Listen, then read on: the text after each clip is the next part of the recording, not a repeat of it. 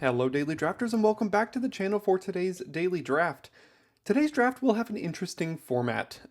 Not by choice, but by accident. Um, I'm recording this video that you see in the corner and all of the audio for the first about hour of this draft, post-draft, because I realized about 54 minutes into this video that my audio system was not turned on for the entire thing. But you know what? I'm a man of the people and I've got to get you the content. So I'm just going to be overdubbing over the top of this draft.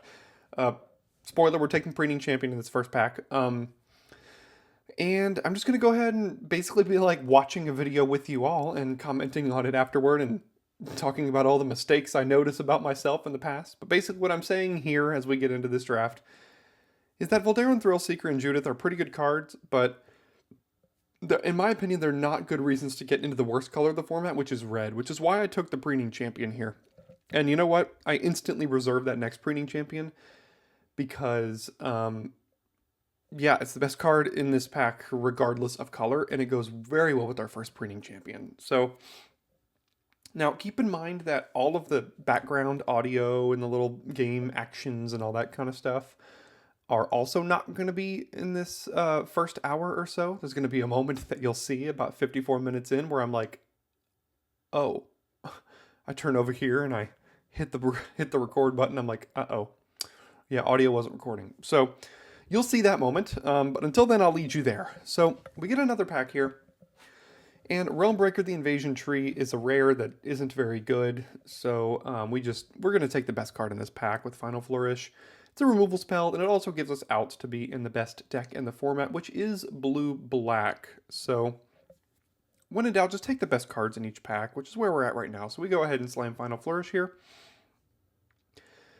And we're off to a fine start. We have 3 commons, but 2 of them are the best common in the set. So we'll go ahead and be relatively comfortable with where we're at for now. Obviously want some power, but for now, we just got 2 Breeding Champions and Final Flourish, so we'll just continue to see what's coming. We are incentivized to be blue and not necessarily locked into black. So we see this next pack, and you see I have my eyes on Wicked Slumber here, and I do believe that's going to be the pick. It's pretty good in most decks I've found. It's got Convoke. It's effectively free a lot of the time. It's a lot of tempo. If you can get some battles, you can really pressure them pretty well with that. So we go ahead and snap up the Wicked Slumber. I'm also looking to cut my neighbors out of blue pretty early here. We've taken the best blue card out of each pack, so my neighbors to the left pack and 2 from them probably are not moving into blue for anything that I'm passing, which is a good spot to be in. So you see, just checking if I know any of the people in the draft pod. Sometimes you do. And again, if you're ever in a draft pod with me, or if you ever play me in a game, go ahead and let me know in a comment if the video would be very fun to see. I think it's happened once or twice so far, so we'll see if we can get some more of those. All right, again, just continue taking basically the only blue card in each pack. Temporal Cleansing here, pretty easy. Again, cutting our neighbors out of blue. It's another good blue card that I like, so pretty easy pick there. Not too much to think about with pick 5.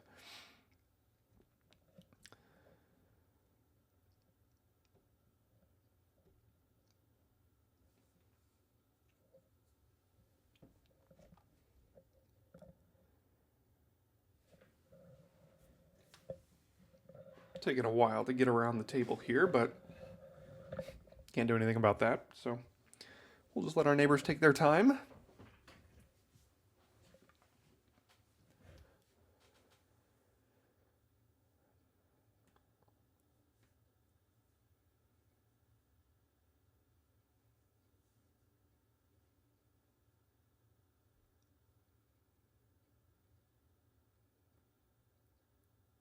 So again, I think we're fine with where we started here. Now, we look at this pack, and the only blue card in it is Expedition Lookout and Ickershade. You see, I pointed out the blue and the black cards. I mean, Jury is probably the best card in this pack, but again, I'm pretty incentivized to be blue so far, so I probably just go ahead here and cut the only blue card once again. I'm not going to miss an Ickershade or a Render Inert, so I'll just go ahead and take the Expedition Lookout. It's fine in control. I mean, we're not, like, super happy to run it necessarily, but it's a fine-ish card and probably will end up being cut in most scenarios. So go ahead and just take a look out there.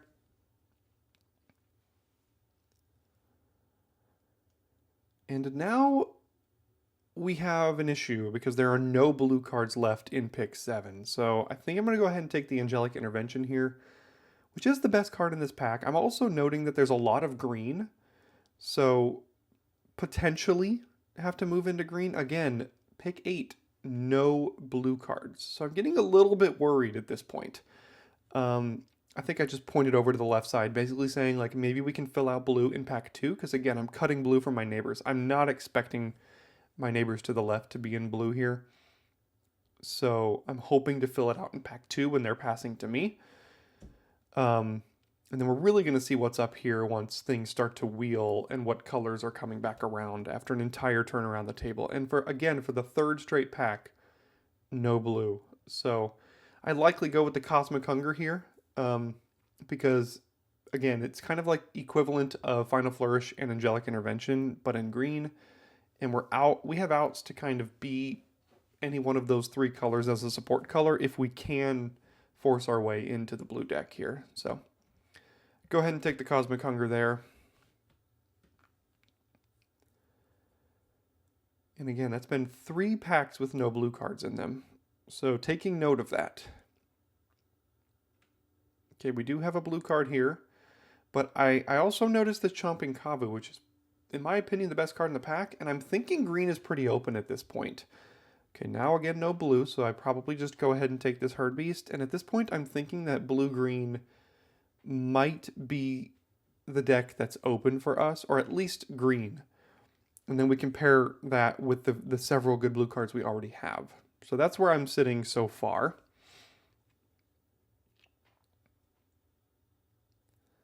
Not much here, but Fertilid's Favor in the event that we do need to potentially splash something or whatever. So I just go ahead and snap that up.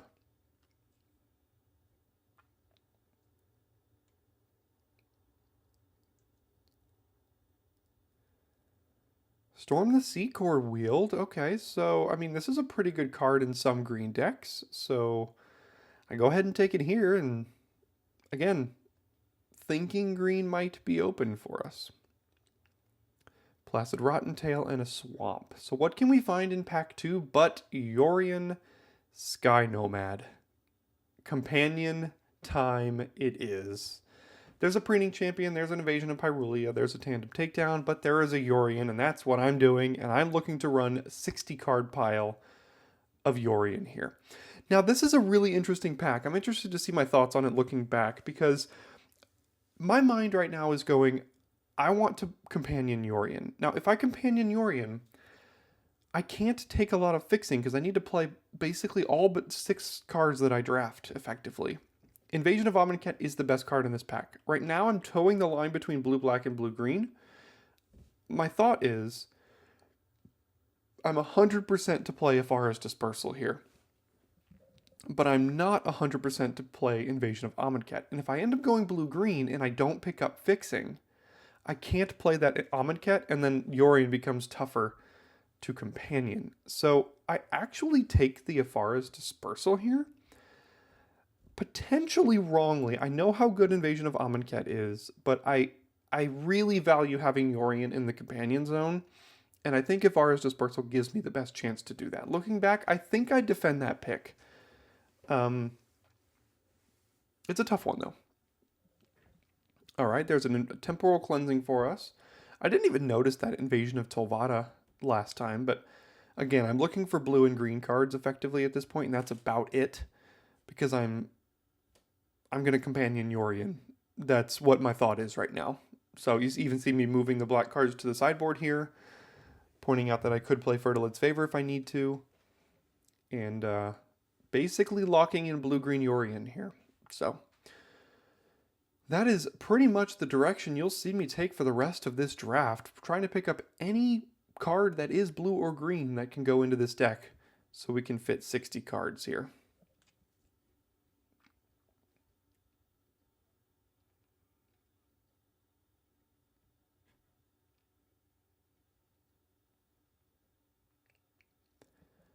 All right, interesting pick between Herbology Instructor and Temporal Cleansing, but I think I snap up the Instructor. I even point out my 2-drop issue already.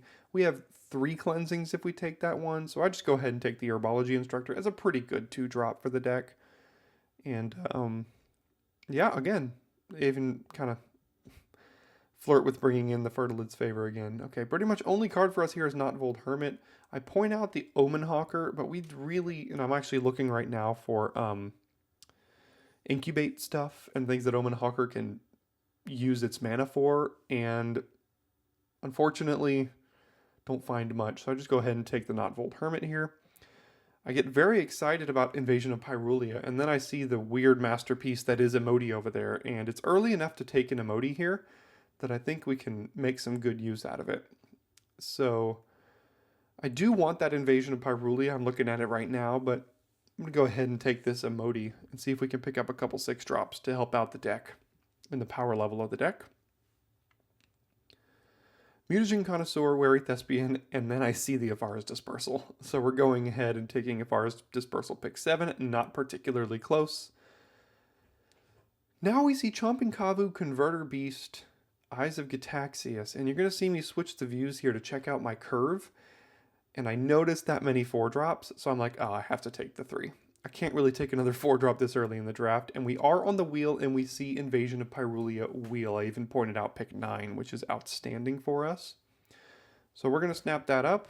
Now I'm debating between Sailback and Scob here, and I think I just go Sailback as, you know, a fine 5-drop. Nothing exciting, but it has upside, and at this point we have 20 playables already, so we are well on our way to companioning Yorion in this draft. Atrax's Fall, the only card I can really consider playing, so I go ahead and throw it in the main board here. Temporal Cleansing, pick 12. I kind of went nuts over this, so we're going to go ahead and snap that up. Urn of Godfire could help with the splash if we ended up needing to.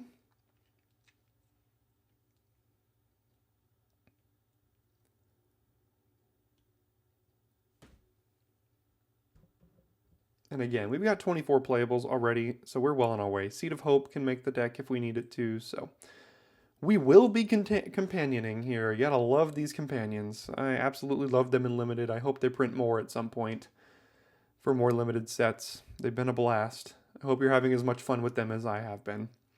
And a mountain. So what do we find in pack 3 but Omnath, Locus of All? Now, I've already talked about the difficulty in splashing here, so I don't think I'm considering Omnath. There is an Invasion of Amonkhet and an Overgrown Pest. This is a really tough pick. The Overgrown Pest is going to be good in our deck, but at this point we have an Urn of Godfire, and I kind of regret not taking that previous invasion, so I'm pretty sure I take this invasion here because of the power level. And I would not mind trying to fit in a splash for this invasion. So,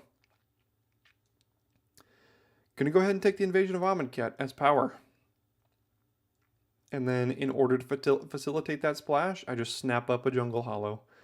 Great pick immediately after here.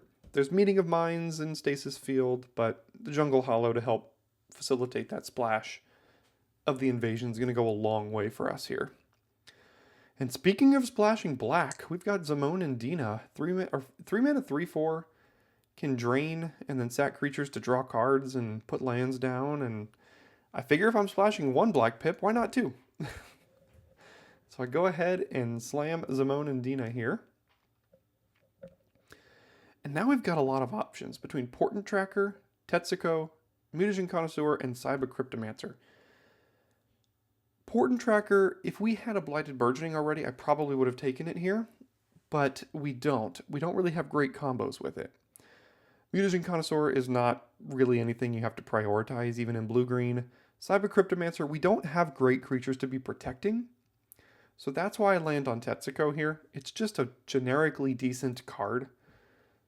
It's 2 mana 1/3 unblockable that, you know, makes Emoti unblockable, makes the Rotten Tail unblockable. It's fine here. And then we see pick 5 and get very unlucky. We effectively have a Furtive Analyst, Vengeant Earth, and a second Atraxis Fall. So I take the Analyst, and I mean, it is what it is. It's not great, but it's what we got.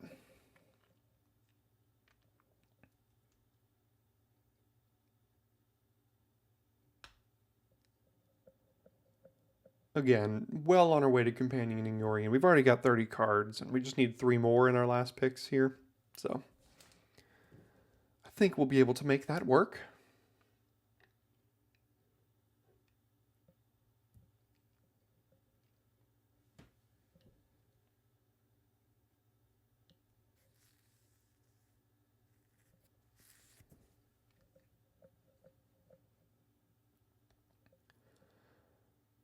Lots of decent options here. There's a War Historian, Rotten Tail, a Counterspell. I'm looking at my curve. I think I probably just take this War Historian as just a 3-mana 3/3 with slight upside. Fits fine in the curve. Serpent Blade Assailant's the only playable card for us here, so we just go ahead and throw that right into the deck.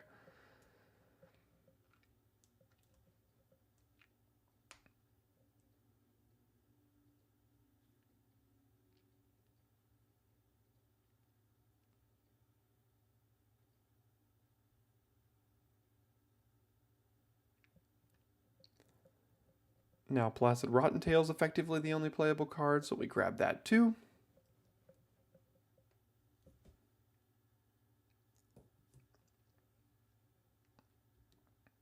The Omnath Wheels, but we are far too late to be able to find the fixing for that. Thank goodness the Overgrown Pest also wheeled. Today is not Omnath's day on the channel. He's had his moment in the sun a couple weeks ago if you want to go check out that video, but here is Overgrown Pest. We're going to go ahead and take that. Adaptation is the only card we can consider here. Chomping Kavu is pretty good for us. We'll go ahead and take a second Kavu here. And our curve is looking decent. Didn't really find the triggers for Emoti as far as 6+ drops. I point that out here as well. Connoisseur Wield, which is like fine. It's basically a 3-mana 0/5 Vigilance Flying. That's all that card is in this set.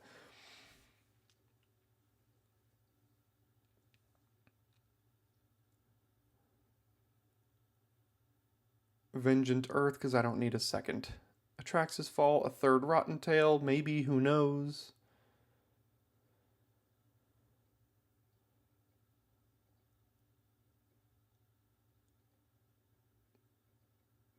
And a land that doesn't work for us. So we go into deck building, we obviously put Yorion right into the companion spot, and then we only have a couple of cuts to make. I do a little bit of quick math as far as how many lands to run, because again, I do not build standard decks or 60 card piles, so I have to figure out how many lands to run here. But I do a little bit of sorting. I start to cut the cards that I just really don't care about main decking in this format immediately. We're at 53 right now. I notice in a bit that I'm going to need to add some lands, and then I can do the math a little bit better, so.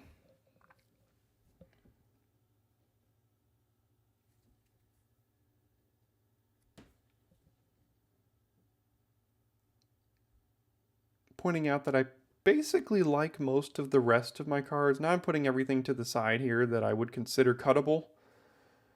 And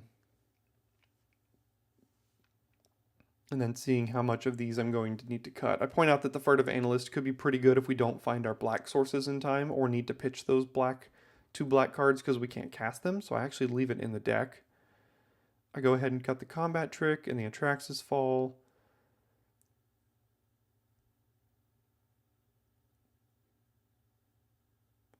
Now at this point I'm trying to figure out my land situation because I know I'm at 17 and I need to be at, I think I end up running 26 lands. I believe that's right. We'll be adding and subtracting here in a moment.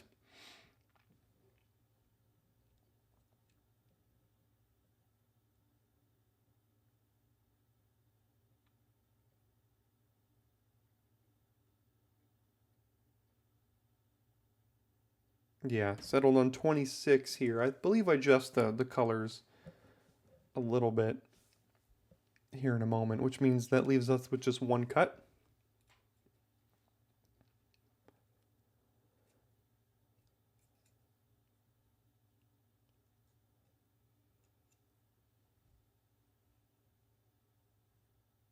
Actually, is that, what's that, 25? No, that's 26. I must have just cut. What did I cut? I'm not exactly sure. Who knows? I think I go back and I change my mind on one of the black sources here just to make sure. I've got enough of each of the sources to make sure I can cast those. I put 4 black sources in the deck for the 2 splashes. So, yeah, that's what it is. And then we're just going to go ahead and get into game 1 after this. We'll see if I can time this correctly with our Patreon and subscription call. If you want to go ahead and subscribe to the channel, I'm doing what I can to get you this content even though I messed up. So, I'm getting this content, or I'm putting this delayed thing on you, or delayed camera and audio back on you here. So subscription is greatly appreciated, as well as Patreon in the description here. You can check out the Daily Draft Patreon for as little as $1 per month. You can go ahead and find access to the Daily Draft Discord and early access to content. So thanks so much for your consideration for this. And again, trying to time this correctly with what the previous recording is doing, I'll go ahead and see you in game 1. Okay, here we are in game 1 with no blue. But we do have Rotten Tail, Seed of Hope. We'll keep it here. So we'll go ahead and drop the Rotten Tail on turn 1, I'm assuming. And then expect to play Seed of Hope on turn 2 here to find a blue source. And we top deck a good card in Urn of Godfire as far as being able to be mana efficient this turn. So that's pretty nice. Go ahead and leave up the Seed.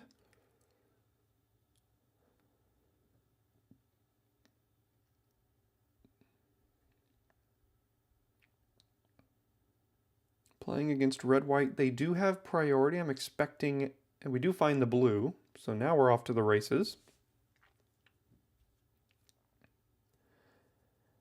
Debating Historian or Assailant here. Can't remember which I do, but it doesn't really matter, I don't imagine. I think I go ahead and play the Assailant and back up the Rotten Tail, just to get an extra point of damage and get a 2/2 Vigi.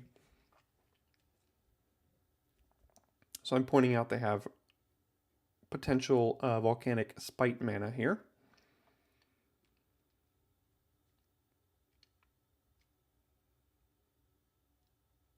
Instead, they're just cycling for a multicolor nonsense deck.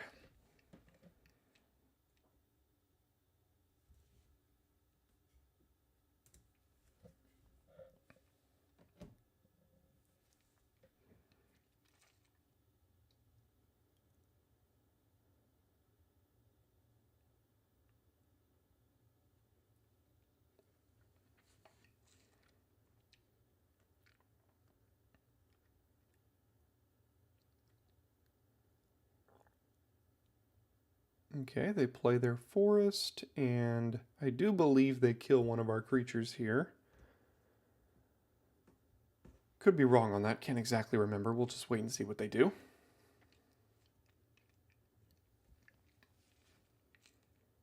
They play the Blighted Burgeoning. So we're missing land drops, but all we have to do is play War Historian here, hit them for 2 more. They're at 13, and we have a pretty good board here.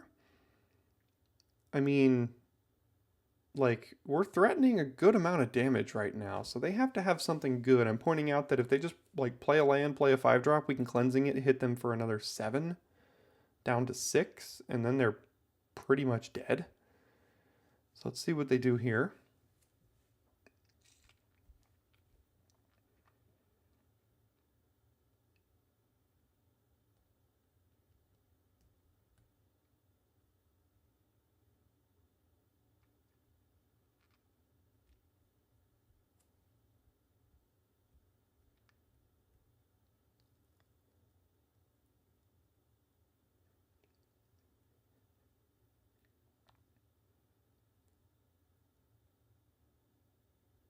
Doing a lot of thinking, that's what they're doing.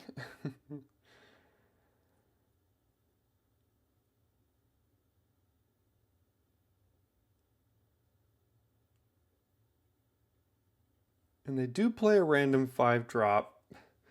Unfortunately, it gains them 5 life, but it doesn't actually add to their board at this moment, and we do have Temporal Cleansing to deal with that 5/5, as I exactly just pointed out there. So we'll just go ahead and slam, get him down to 11. Counting up my damage here, if all they do is, you know, animate the 5/5 or something, then I can cleansing it, and I am one short of lethal as it currently stands.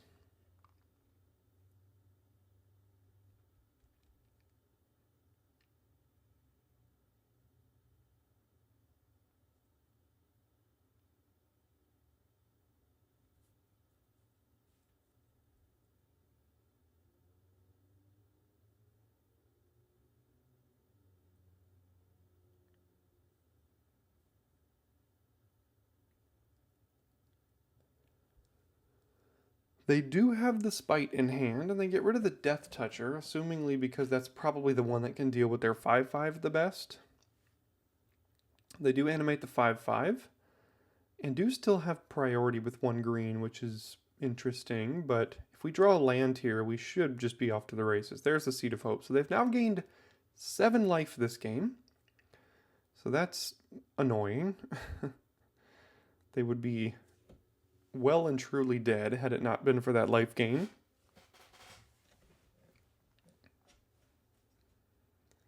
We do top deck the land, so I do believe I just cleansing right away here. Just get this out of the way, hit them for 8, down to 5. Okay, I play the Rotten, that makes sense. Play the Rotten Tail, and then use the Rotten Tail to convoke out the cleansing here, because it's effectively free.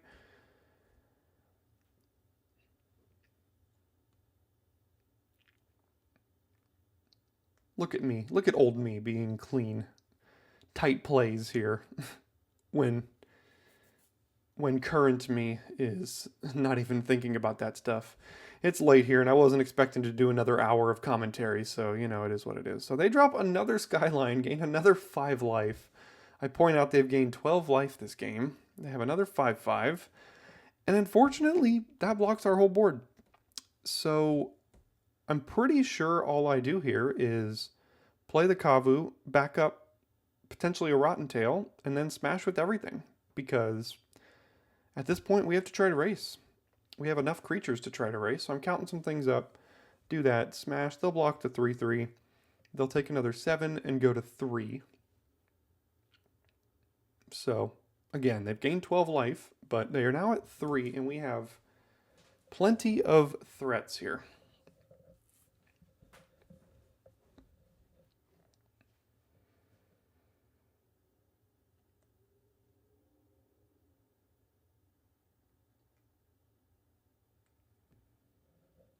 They are intensely weighing their options, playing Shauna. There's a creature. Playing Captain Lannery Storm. There's a creature. And leaving up their incubation animation. That's a creature as well. So I'm counting up to see if we have lethal here. On board, we currently don't. Because I believe they can go to 1 as it stands. They have 4 blockers for our 5 attackers, so they could actually go to 2. They just let the 1/1 through. So they effectively stabilized, unfortunately. So best we can do is see what Emoti can find us on the Cascade, and boy is it a doozy with Storm the Seed Core. We get to buff our entire team with 4 counters, give them all vigilance and trample. And I haven't done the math yet, and I'm attempting to make the best out of the situation as far as where I put these counters here. So we'll see where I end up throwing them right now.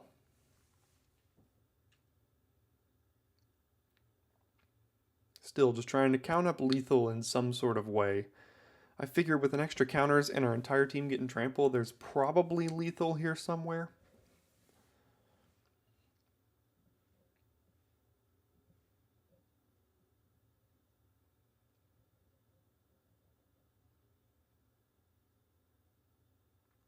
You see me just counting things up. 1, 2, 3, 4, 5, 6, and just going in there and throwing their blockers. And Magic is hard sometimes. I don't know how people get into it so young. I mean, this kind of math is difficult. This is difficult kind of math. Because there's like an infinite amount of ways they could block here. And I just don't want to like throw my entire team away. So I put 2 there to effectively trade with their 5/5 is my thought. And you know what? I say math is for blockers, so get on in there. And now we get to watch them throw their creatures around at all of hours over the course of the next 60 seconds, hoping to find a way to survive. And spoiler alert, they don't. Apparently it's lethal. Because they kind of move things around as much as they can just to see. Because as it currently stands, as they have it right now, they take 3, which is lethal. So they have to do something else.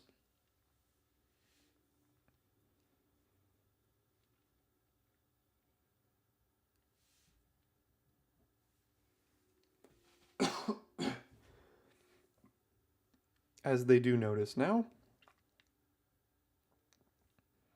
Now they're trying to leave the 5/5 again, still taking 3 because of the unblocked Rotten Tail and the trample. Can't do that.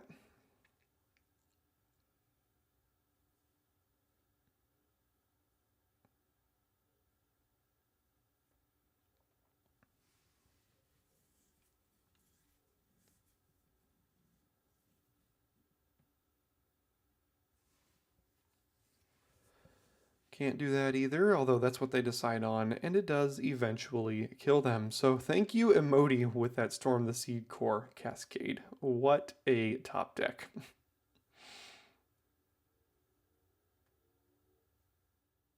Okay, we've made it to game 2, and I'm pointing out that Urn of Godfire is going to have to do a lot of the heavy lifting here, because we don't have a green, but y'all know how much I hate to mulligan here on the channel, so I don't take the mulligan and play Urn of Godfire on 1.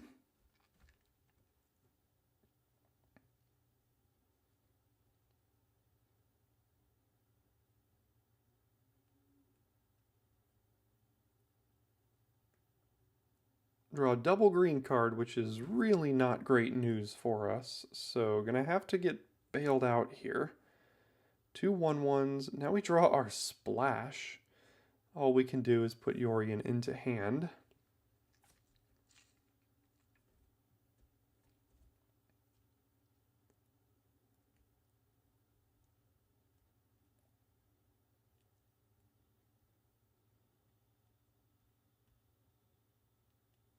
Marauding Dreadship, Crew, and Attack. So we're under a lot of pressure here. They've got a 4/1 attacker, 2 1/1s, and a 2/2, and we have nothing. And you'll notice we draw another green card. So we play the Pest, and boy do we hope we find a green here, and we do, thank goodness. So now we can start to play out our hand, but I do remember commenting that our entire hand is 3 4s and 5 drops, so we can't do anything more than just single spell every turn, which is pretty awkward. So they're going to go ahead and make an interesting play here. They're going to crew their Dreadship. They're then going to equip their Dreadship with the Beat Stick and hit us for 5 because it has Menace now. Now that's interesting because the Beat Stick's going to fall off at the end of turn because it's no longer a creature. But I think their thought is to just kill us because we're getting mana screwed here. So we go ahead and take the 5. We're down to 11. Now we'll just be mana efficient, play the Herd Beast, hold everything back, and plan to try to stabilize is the goal here. So see what they got as a follow-up.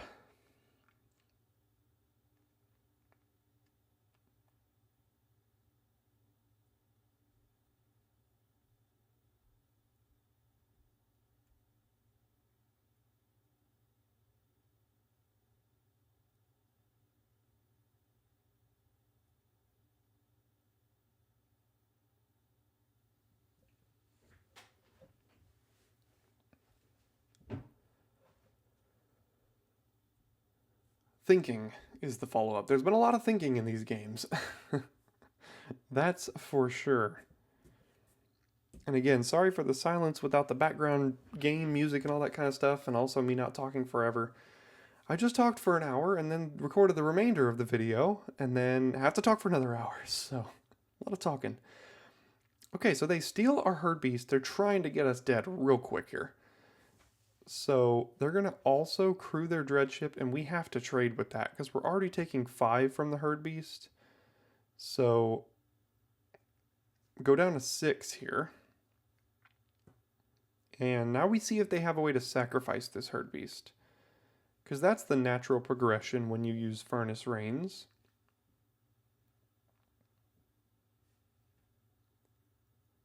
And the answer is no. Funny thing is the beat stick stays on the herd beast even though it's ours now. So my thought right now is if I attack with this herd beast, do we get the treasure? And I think the answer to that is no, because I'm looking at it and looking at how it's worded. Earlier in this draft season, I had a creature that was equipped by a Sword of Once and Future, and my opponent stole it with Furnace Rains and hit me with it. And then I got the trigger to do the surveilling and casting. So I spent a long time looking at it here, trying to decide if it's worth attacking. So I just go ahead and back up the Kavu, and I'm pretty sure I just pass it here. I just noticed I could have I could have attacked with the Herd Beast, made a treasure, and played Yorion, blinked it, and then given it effective vigilance. Could have been a better play, but it's not the one we went with. They're going to transform their weird, hit a frontliner.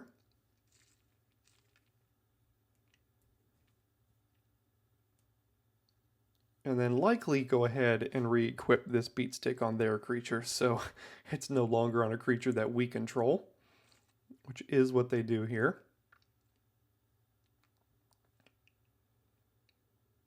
And we are at 6, just looking to stabilize. That is the goal here.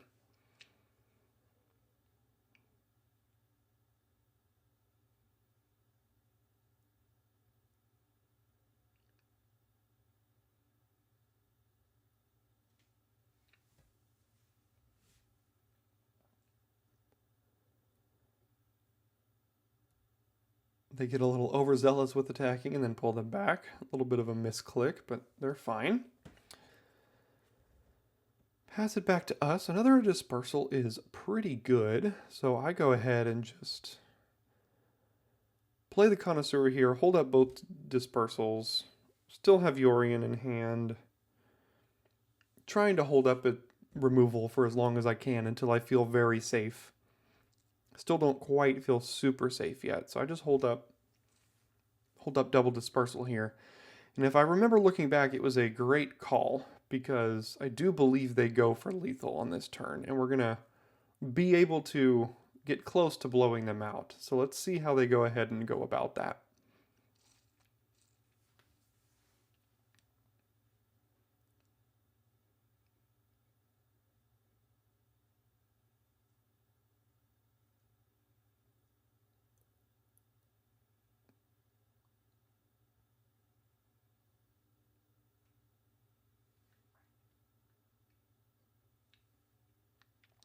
Okay, so they play the Stasis Field. I'm debating blinking it to my hand, but obviously don't do that. They go ahead and transform.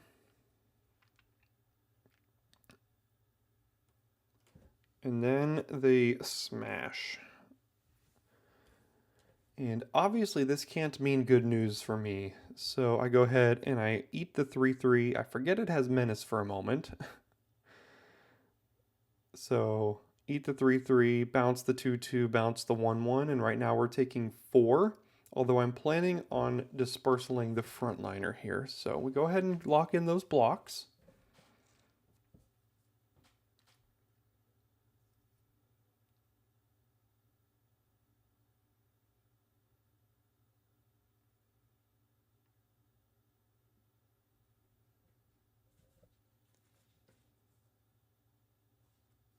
Obviously they have something.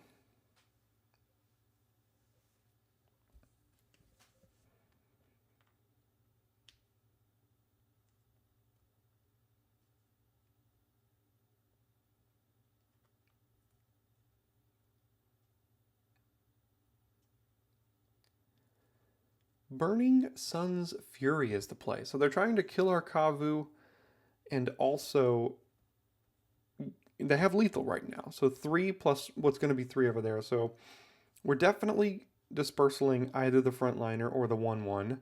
And I go ahead and just decide on the 3/3 and the 1/1 so that I keep my creature and I kill their creature for good that they can't get back. Slightly worried here that they have Angelic Prevention or Protection or whatever it is. Angelic Intervention, I believe is what it is. I don't even know. Who knows? It's late. But we get out of that one. I take a look here and I'm like, well, there are more blockers. So I actually leave them on top. But as you'll see momentarily, I very quickly changed my mind on that. So again, we have to move this over here. And now my thought was, oh no, did they save their intervention for this now?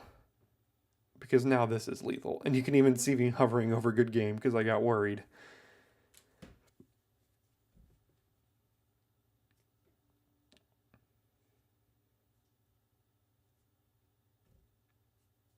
Do they have it?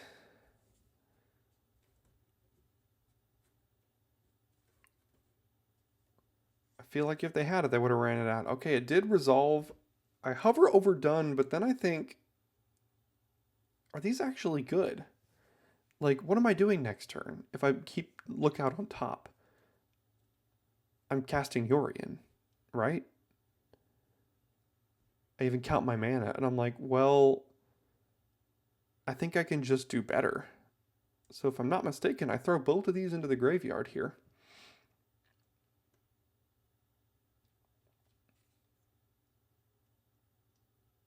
Doing a lot of thinking about it. But yeah, thank God I had 2 because I decided to change my mind. So we do have to take 3. Go to 3. And then the plan is to blink our Herd Beast with Yorion to get him back. Gain a life, that's good news for us. Go ahead and attack with the Kavu because we're going to blink it too.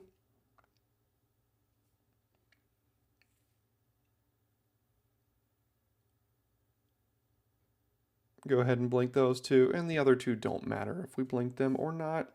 So just leave those 2 alone.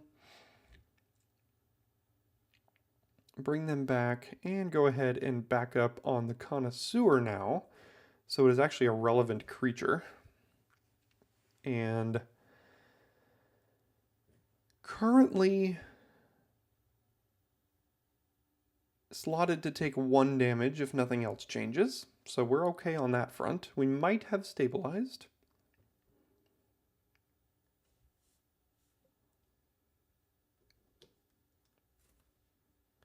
They transform. They find a land.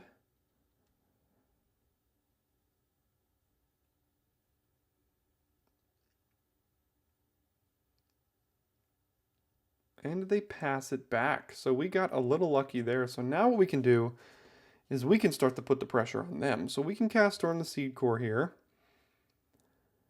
Put them on our flyers. I can't remember where we put it. Doesn't really matter. And then we kind of have an open attack with Cosmic Hunger backup, which is going to be pretty good.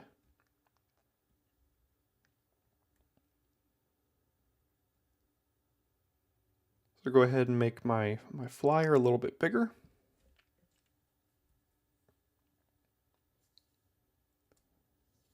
And the whole team has Vigilance and Trample, so we bust on in there and see how they want to make their blocks.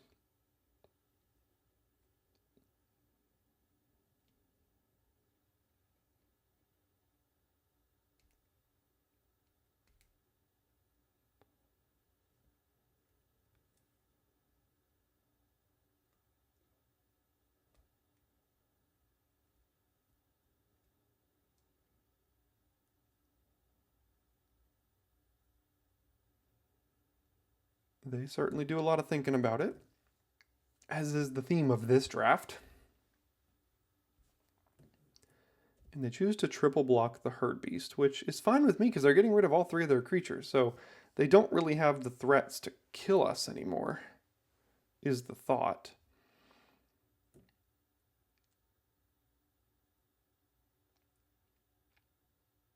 And I don't feel like trying to blow them out here. Although, I guess, no, I didn't have lethal. And they were getting priority, so they could have had something if we went for Cosmic Hunger there. So we're still in a fine spot. We've got Yorion, we've got Chomping Kavu. They play Onaki Javelineer, which blocks Yorion, and the Connoisseur, which is kind of worrisome. But again, we do have Cosmic Hunger here. And we have the Urn of Godfire if all else fails.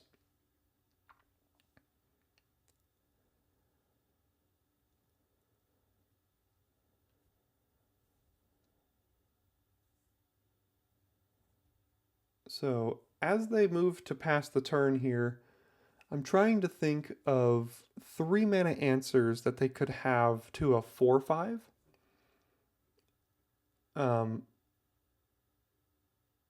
And cards that are in red-white. I'm not considering blue necessarily. So I just go ahead and run Yorion into the Javelineer as far as Cosmic Hunger goes here, because this is lethal. And I'm worried because they're looking at their hand here.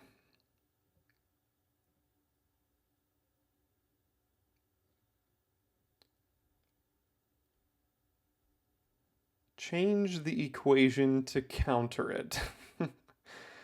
Well, good news is we have Urn of Godfire to destroy the Reach creature and fly over the top for the win. So close game, but we did end up getting it there. So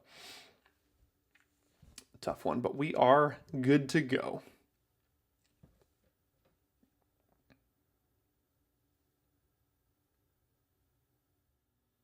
Okay, we're on the draw here with a fine hand. Printing Champion on 3 is usually fine enough in this format.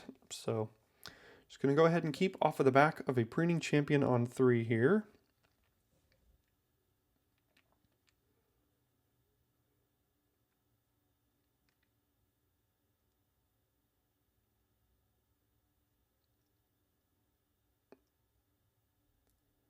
Pyretic Prankster on 2, and we top deck a great card for the situation in Expedition Lookout here. So blocks their Prankster well. Even if they choose to transform it, it still blocks it just fine.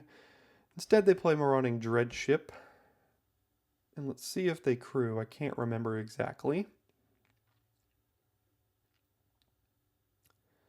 They do. Now my thought is, do I trade or do I let Preening Champion 1/1 deal with that? I do end up trading. Go ahead and play Preening Champion here. And now I'm protected against the Prankster's backside.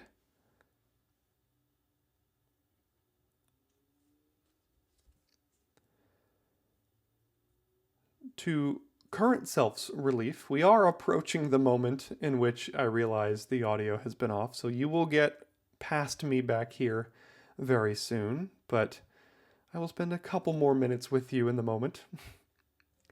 We'll see what they choose to do here. They do just transform and attack, and I'm fine to race this thing at this point. So we'll go ahead, play Forest, and we have a lot of options here, obviously. We could Fertilid's Favor to ramp and just put a 4/4 flyer in play. And I think that's what I do. I mean, I just go ahead and get my Black Source, I make a 4/4 flyer, and then say, deal with that. Get in there and smash.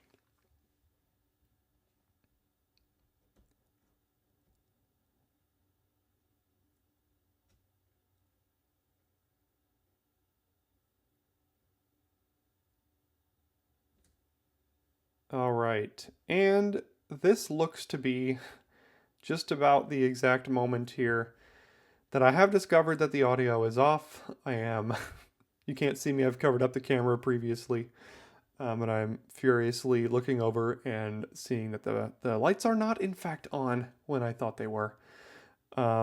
So again, I hope you appreciate the fact that I decided to go back here to get this audio to you. But without further ado, I will send it back to past Daily Draft. So, see you soon. Okay, so I just realized that my entire audio system has been off for this entire draft so far. So if I have gone back and overdubbed the audio, I'm back now. So, hi. Long time no see. Oh well. It happens.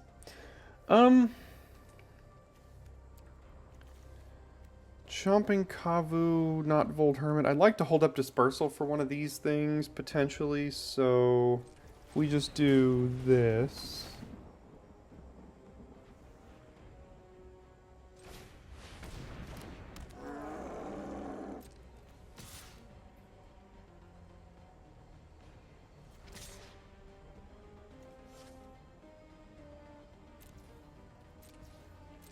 So they know we have Dispersal here, but I think I'm fine telegraphing it. Oh. Well, that's frustrating. So they're going to pick off... They could discard 2 lands to kill either of these things here.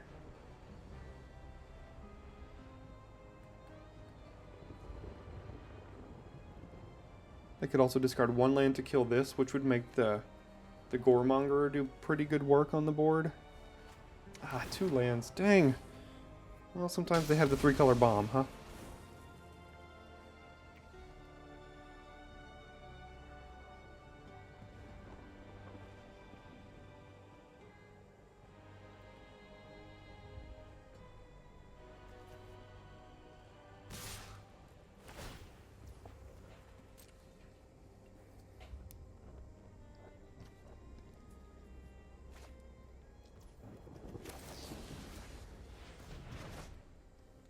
Well, Wicked Slumber's pretty good here.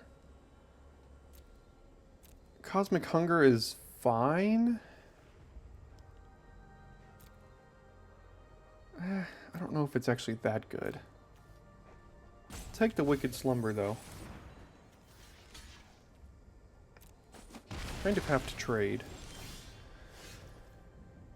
Now, if I Chomp and Kavu, I can't Wicked Slumber. If my Eyes of Gataxias, I also can't Wicked Slumber, so I just have to cast this card.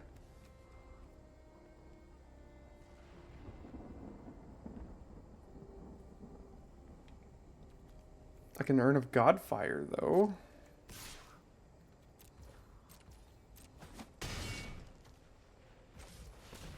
And then also cast this. They have a way to sacrifice their Goremonger. That's not going to be good.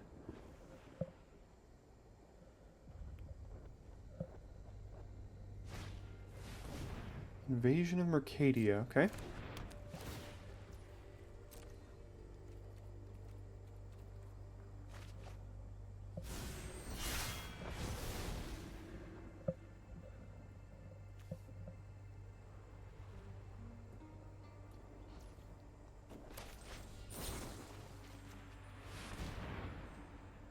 Hopefully no counterspell, or we lose.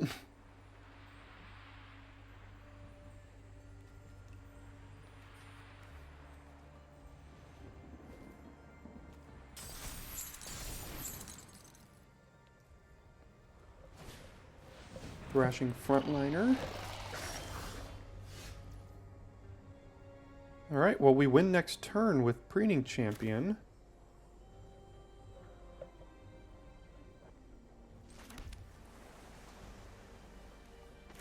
I can do this and put Yorion in my hand. I can play Chomping Kavu, which is another threat on the board. And a pretty good one at that.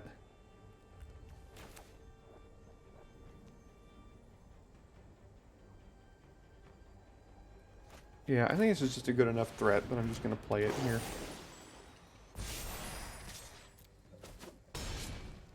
And now they have 2 lethal threats to deal with. And do we have a removal spell for a creature that's power 2 or greater, or 3 or greater that we could kill? See, they have to have 2 removal spells here.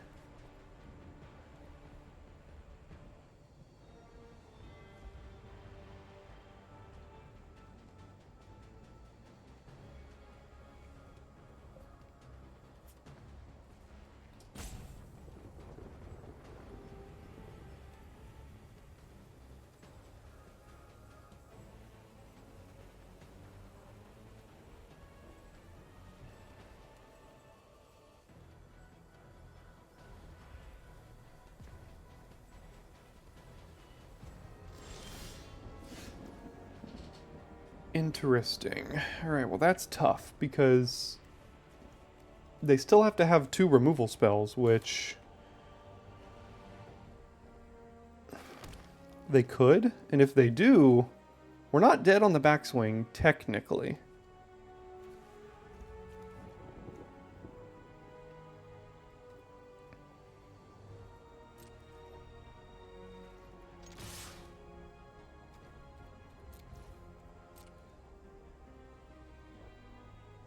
Alright, I'm assuming they have enough Aura's Dispersal here. That's one guess. But right now, the frontliner can't block the Kavu, so they're still both lethal threats.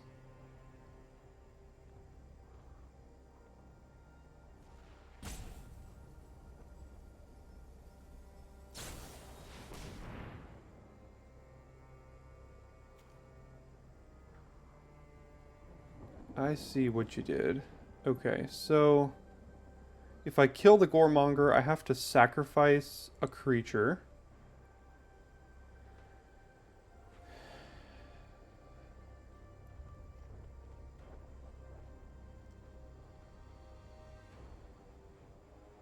Oh, that's super smart, because now this can block that.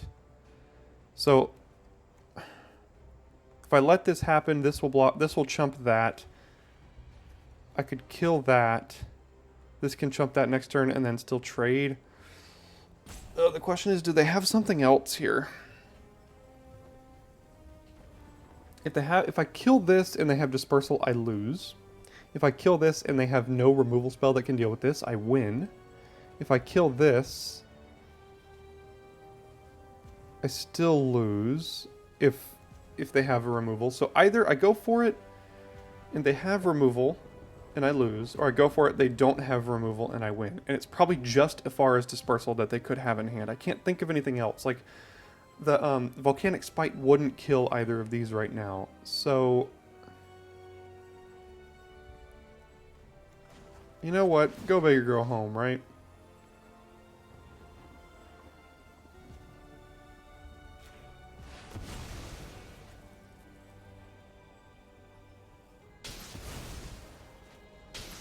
Let's see, do they have it?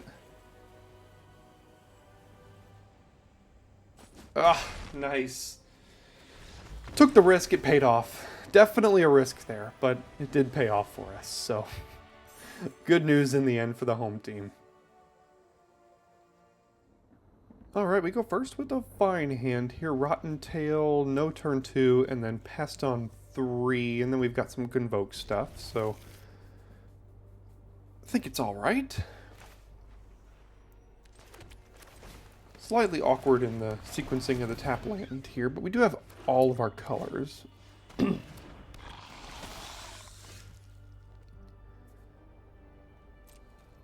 mean, we both get value out of this being in the graveyard. I guess they'll trade.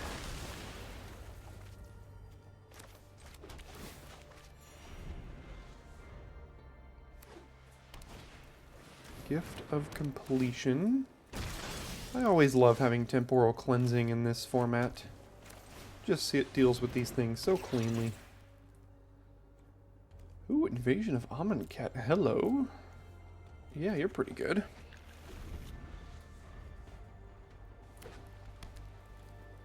Next turn.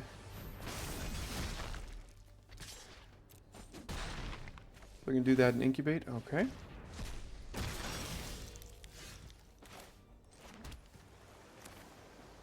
Now we just Invasion and Rotten Tail, I suppose. Ooh, Gloomfang Mauler.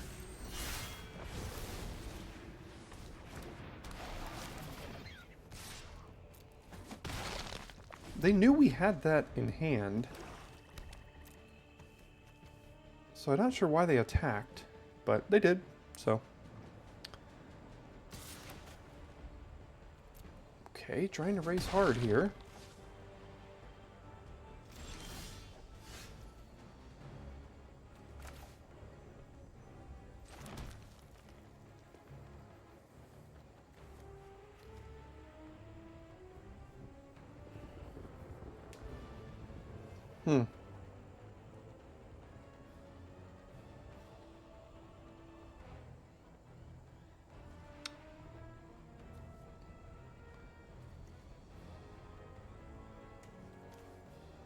So clearly they're trying to use that to block.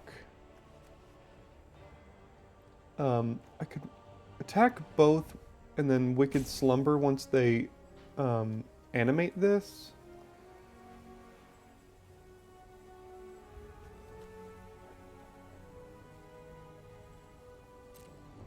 Or at least attack one here. It's not the greatest use of Wicked Slumber, but boy, if I could get this and get a Gloomfang Mauler, that's going to be quite good.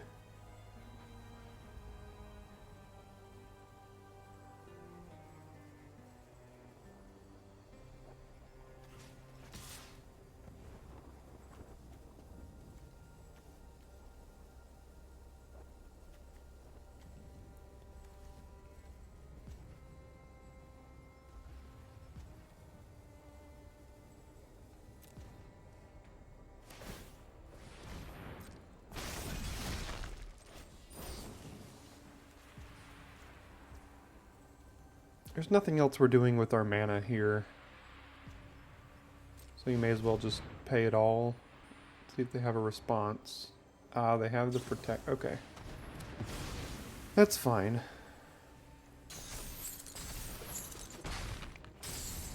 I guess I kind of regret not going over there now, but...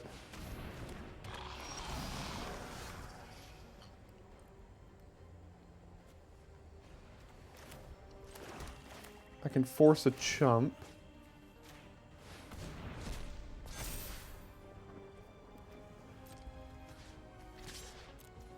Unless they just want to let me have it. Okay, that's fine then. And then probably just put Yorion in hand. They're really trying to protect that invasion, which is their job, so...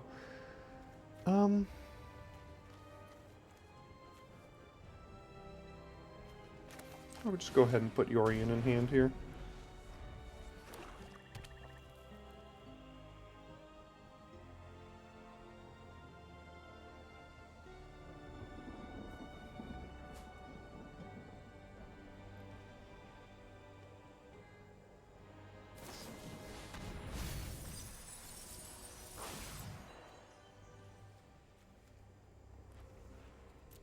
Okay, what can they... Oh no! They got their creatures back now. Now I can't copy them. The best thing I can copy is an Overgrown Pastor, a War Historian. I mean, okay.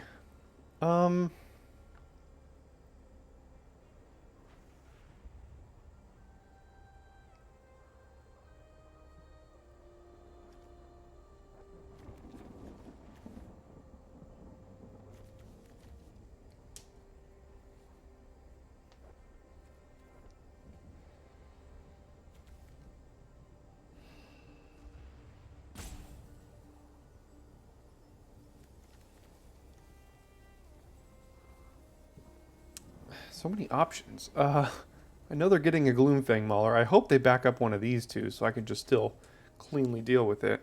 I think I'm just playing Yorion here. Oh. Forgot about that.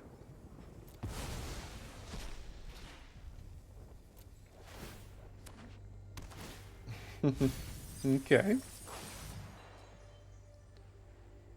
Probably have to get rid of whatever that card is, I would think. Yeah, Invasion of Dominaria. Okay, they do get to cast the Mauler. Let's see where they put the counters. Yeah, on the Ichor that makes sense. Alright, what can we copy here? Tiller of Flesh, which is going to be really good with our 3 removal spells here. Chomping Kavu. I think it's got to be the Tiller of Flesh. That's too much value for me. None of this has reach, right? No.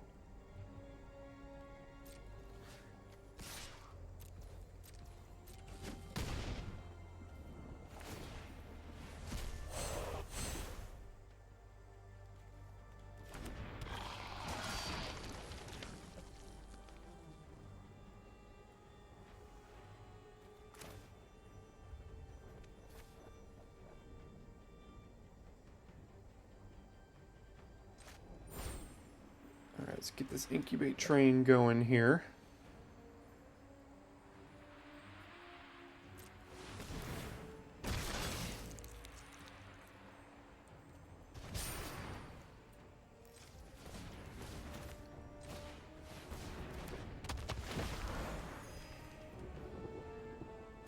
And hold up as far as dispersal. Oh. What a top deck. Did they know that was on top of the deck? That's brutal. Yep. Didn't expect them to top deck Invasion of Gobakon there.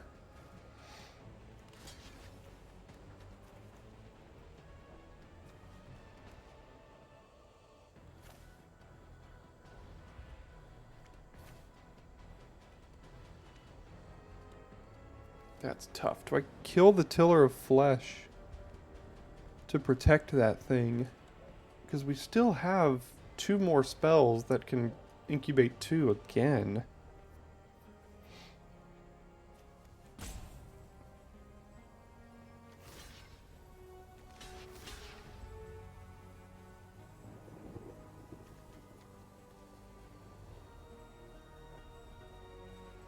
Yeah, that feels bad. I mean, what a top deck, but okay.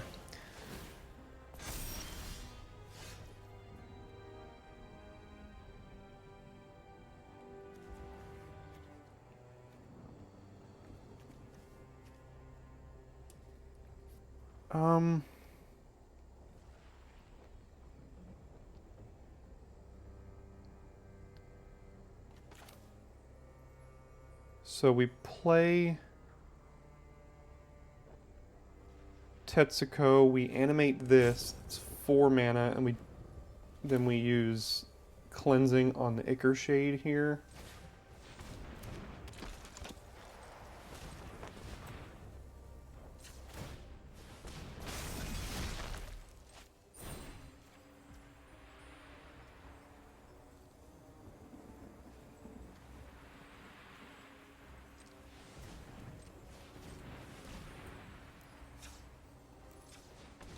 Okay.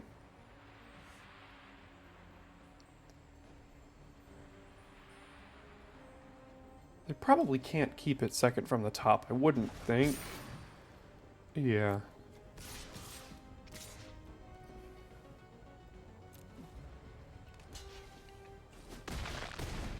Okay.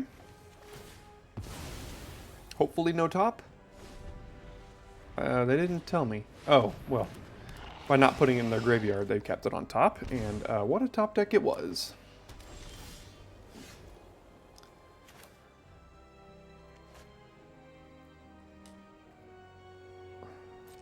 Alright, so they didn't get priority, so I can do this before blockers here.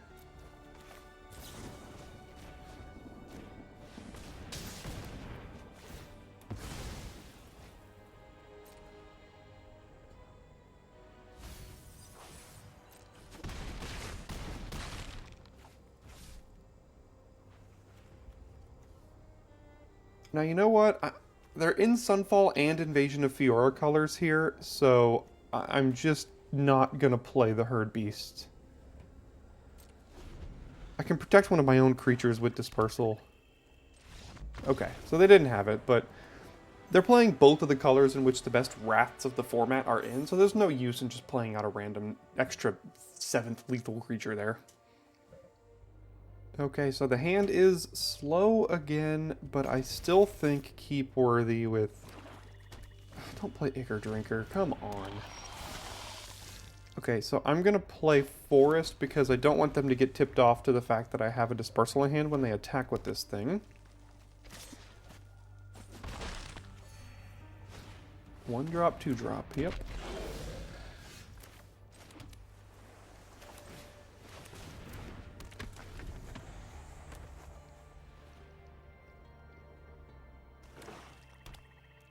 See if they transform the Prankster here. Usually you want to do that when your mana's open, or when your opponent's tapped out. Hit us for 3.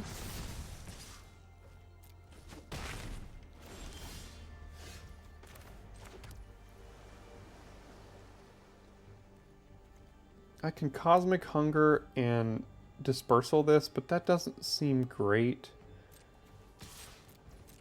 So I just attack and then War Historian, and then next turn I can hold up Cosmic Hunger and Dispersal. I'm probably dispersaling the Goremongerer here.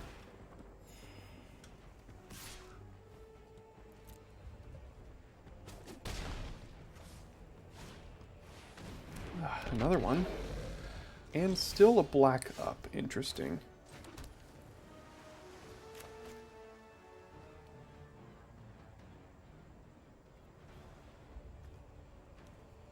Does that mean they have Corrupted Conviction?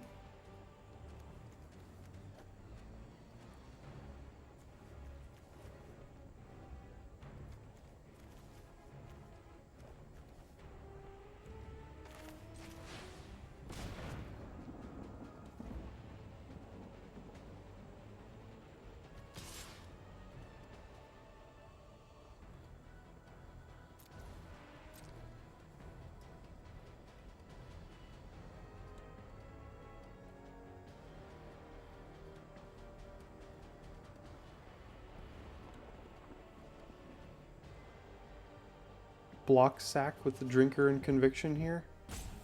Or is it like Collective Nightmare potentially? It is Corrupted Conviction. Okay, they got the value.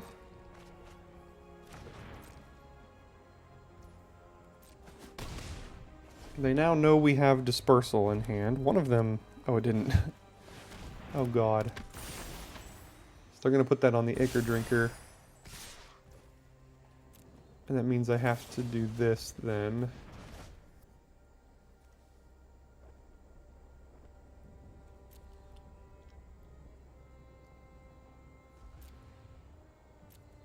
Don't think I need a forest. Cleansing seems okay.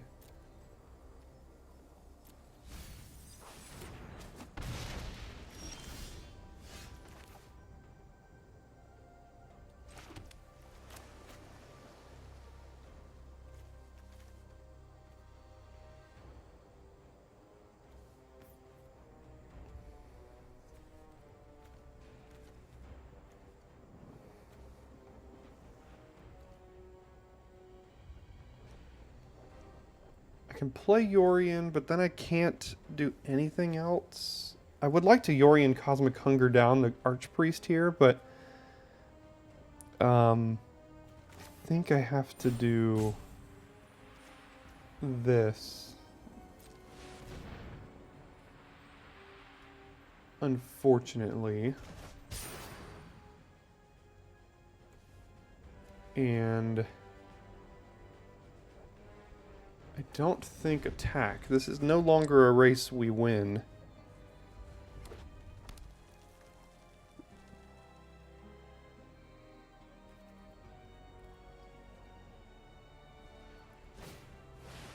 Oof.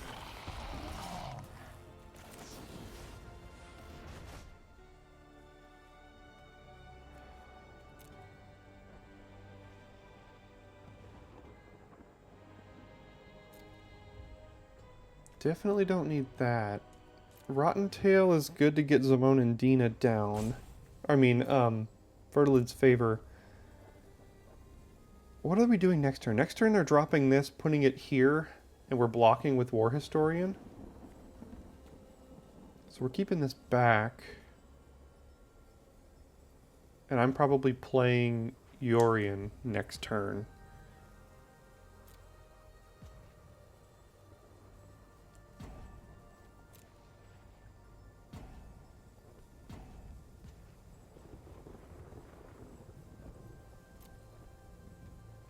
It's not great, but I think I have to keep it here. So we attack Historian and then we blink Historian here.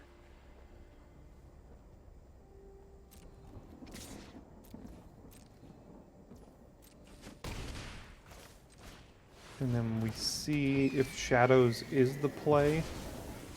If it is, they probably back up on the Prankster. Would not be good for us if they did back up on the on itself, because then it's a 5/5, and we can't Cosmic Hunger it down with Yorion.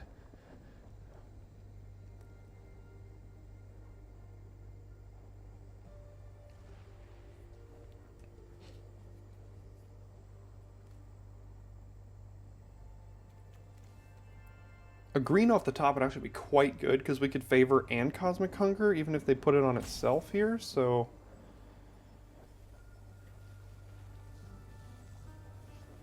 I mean, what are they getting back? A prankster, I guess? I mean, it's free. I don't want them to get free creatures. They can't get it out of our yard, so... Okay. Can't really block that. Let's see if they sacrifice it. Okay.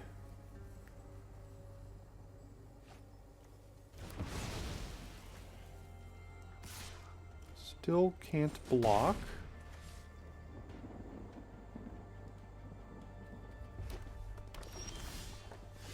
Pretty good. Okay, so they're setting up a really good turn next turn by playing the Archpriest, putting it here, and then we can't kill this in response because Yorion will die. So, but if we could do Fertilid's Favor on Yorion right now, get a black, hold up Cosmic Hunger on the Archpriest, and then next turn they're dead. So...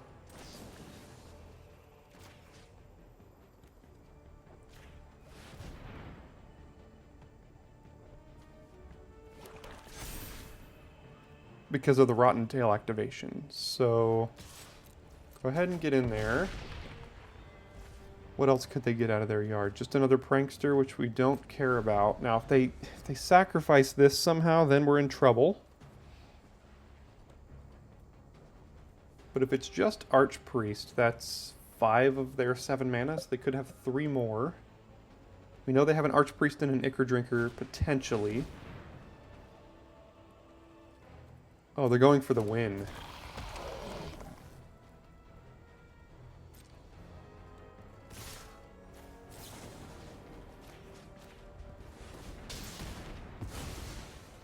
Ooh, we got lucky there.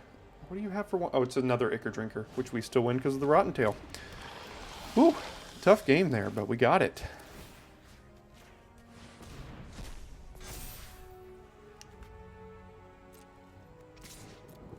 All right. They played well. They had good cards, but we gotten around their cards. Look, having access to Yorion every game, it's been insanely good. Already 5-0. All right, we're on the draw. We need green. We have a great turn 3 play if we can find green.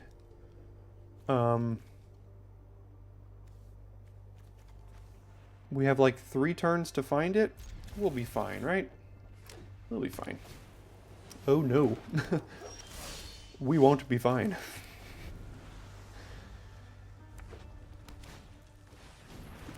Yeah, this might be a quick one, folks. Ram 1 drop, 2 drop, red white aggro, and we keep a hand, and then Core Halberd, draw a card. Okay. Well, sometimes you lose. You know, sometimes you lose. This Ram drawing 2 cards. Oh, Jesus. Okay.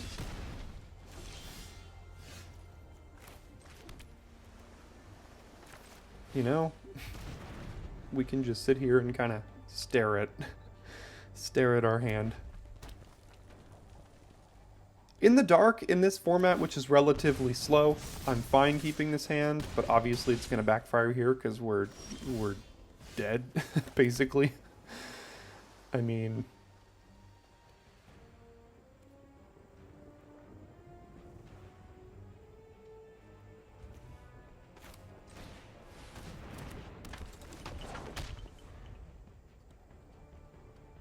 all they do is equip this, kill this, and then we die.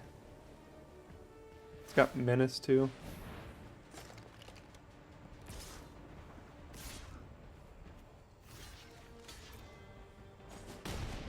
Alright, go to 3.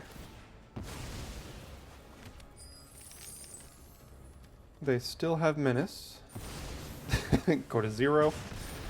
Alright, What a game. What a game. Thrilling. Thrilling Magic the Gathering. Okay, on the draw again, but this time we actually have cards we can play before we die to a 1, 2, 3, 4 curve out.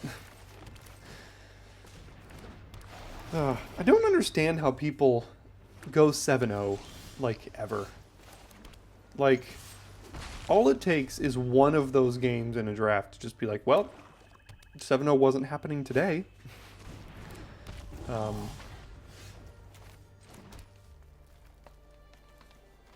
think we have to play our 3-3 here.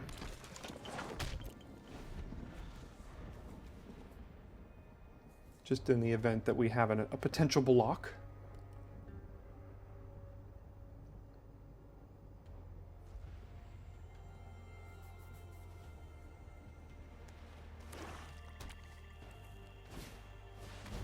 I don't know what you do, but you're probably good. Instant or sorcery, make...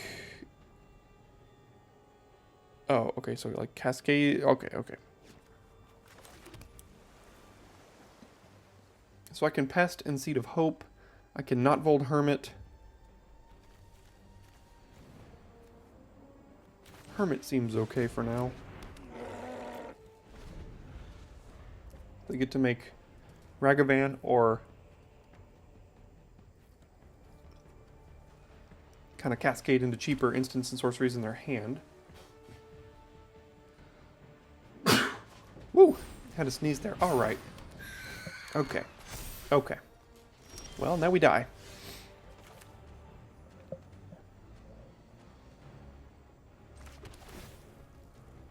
They have a response.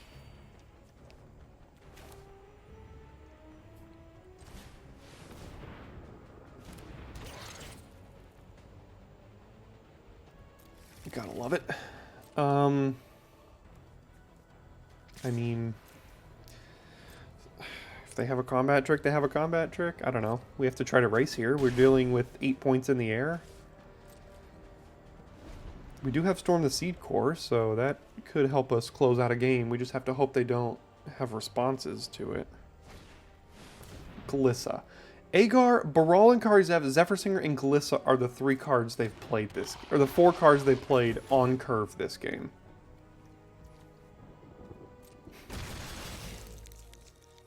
Sure.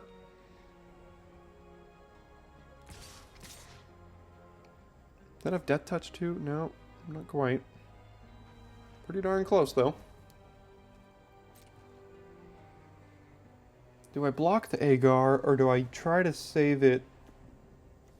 Flying, First Strike, and Menace. Why does it have Menace? Or do I try to use Storm the Seed Core to win here? I think I have to try to win with Storm the Seed Core. I don't know.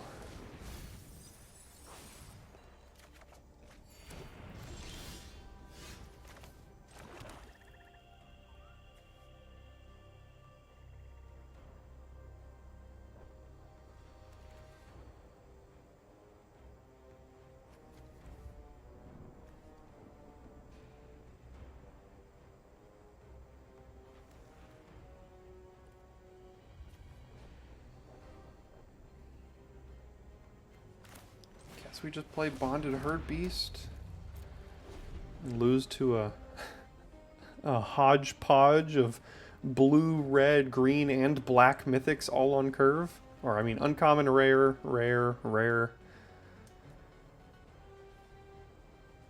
See, it's games like these where, like, these decks usually probably go, like, 2-3, 3-3 maybe, if you're lucky. But when they curve out like this, these are one of their 2 or 3 wins. And then the other games, they get mana screwed. So, like, how do you... Incubate 2 twice. Alright, they're saving some creatures here. They're saving them back. I'm not sure the trample is gonna be enough from the storm.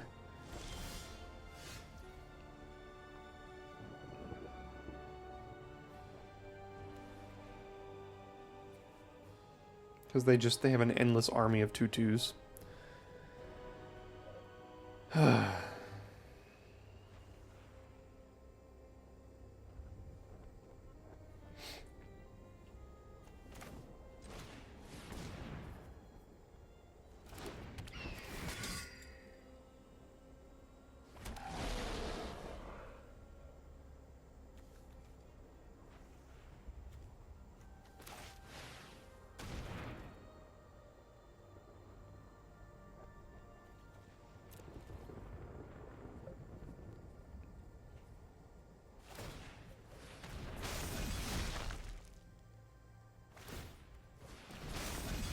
Yeah, they have free value to get like endless amounts of toughness on this board. So Storm the Seed Core, as good as it is, just don't think it's going to be enough here.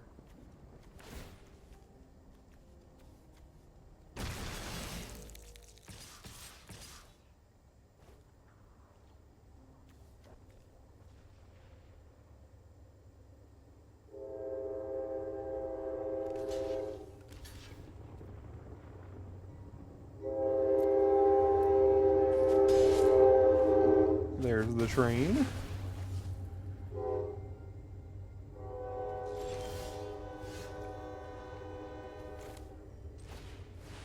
Just have to play Orion. Hope they don't counter it. They have Artistic Refusal. Close enough.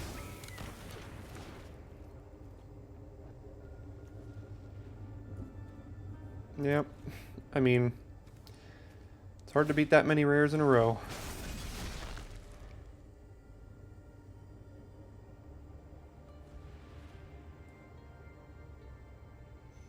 They're at 17.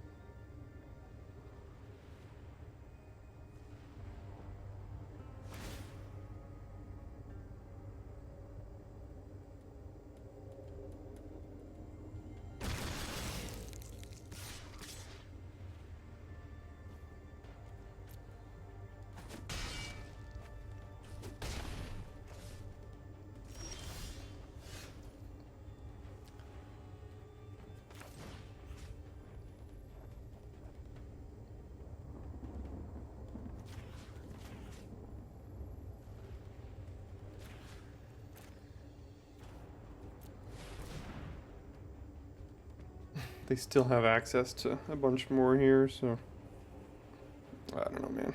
I think we're dead on board anyway. Sure, they have counter spells as well. Like, what a greedy mana base, and it worked out. So, yeah, Agar, Assimilate Essence, Glissa in the same deck as Agar. I mean, yeah.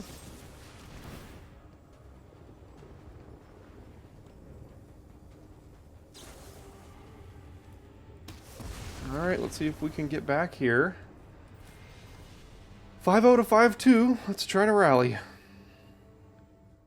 Alright, let's try to find some of that early magic here. We have nothing we can cast.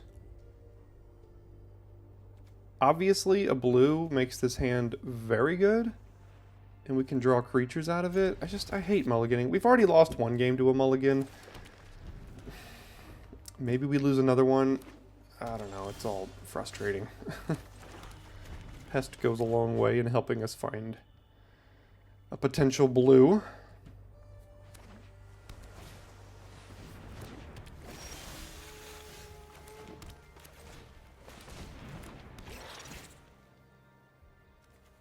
Alright, well, goodbye Invasion of Amonkhet.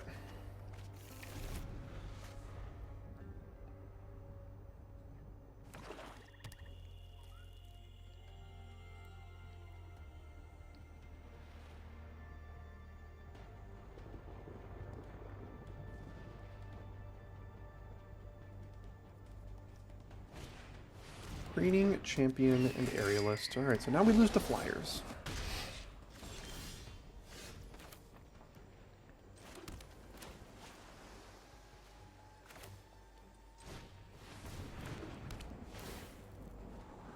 Whoa, that is a lot.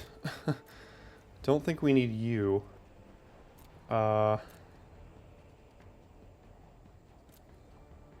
These are all just so slow. We're not putting any threats on the board here.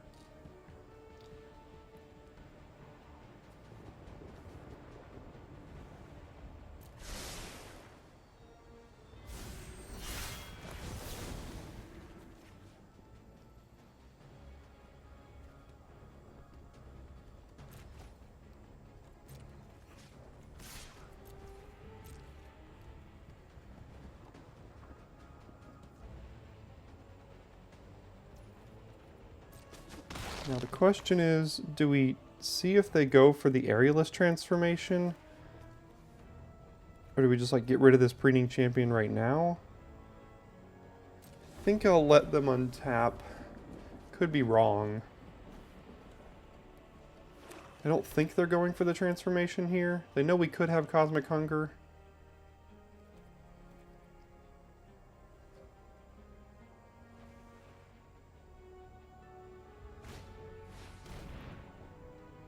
Okay.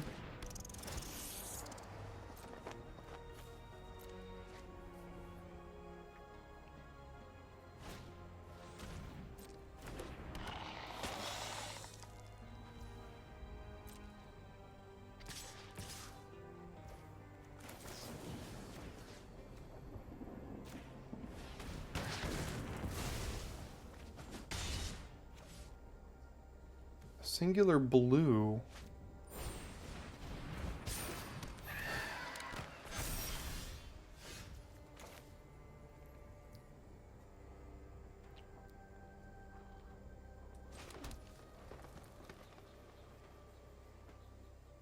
Sometimes you get a little tilted.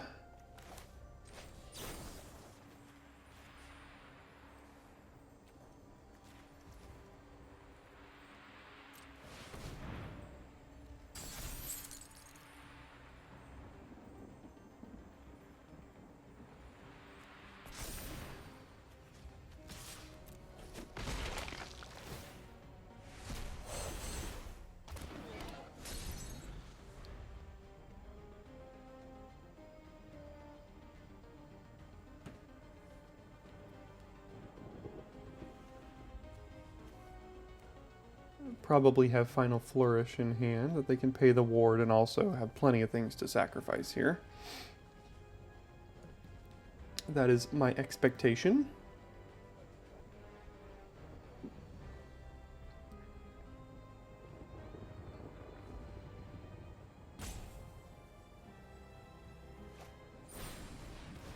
Close enough.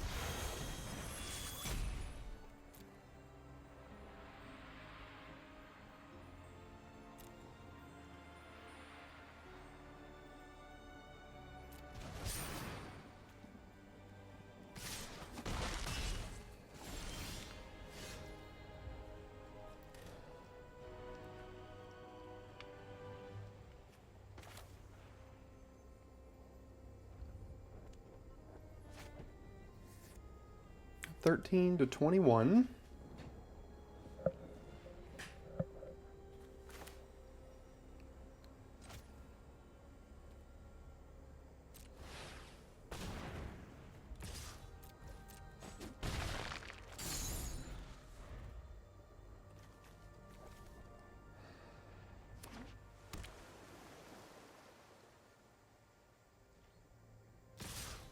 One, two, three, four, 5. I bounce the champion, they get another 1/1.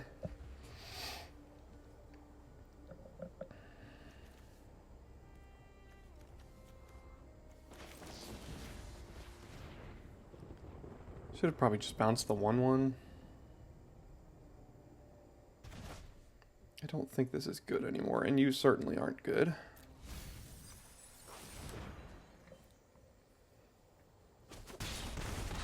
I mean, we're basically just Yorion or bust here.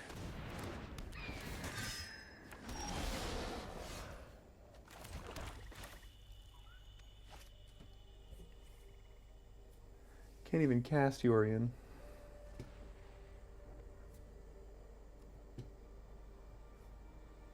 I can't even cast him. I have 2 black. I can't even cast Yorion.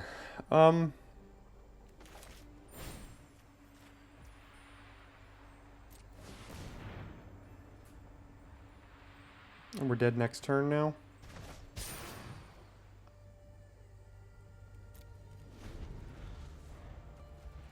It's just so demoralizing to go 5-0 to 5-5-3. The deck was doing so well, and then, I mean, I don't know what happened these last few games. We just... One of them we lost to a mulligan. Yeah. So... One of those days. The other one we lost to an incredibly greedy mana base that really shouldn't have stood a chance. in most games. And then this last one, we lost to a Zephyr Singer Convoking, everything giving it all flying. So, feels bad, but I'm going to end this video before I get too far in this rabbit hole. So thanks for tuning in today, and I will see you next time for your daily draft.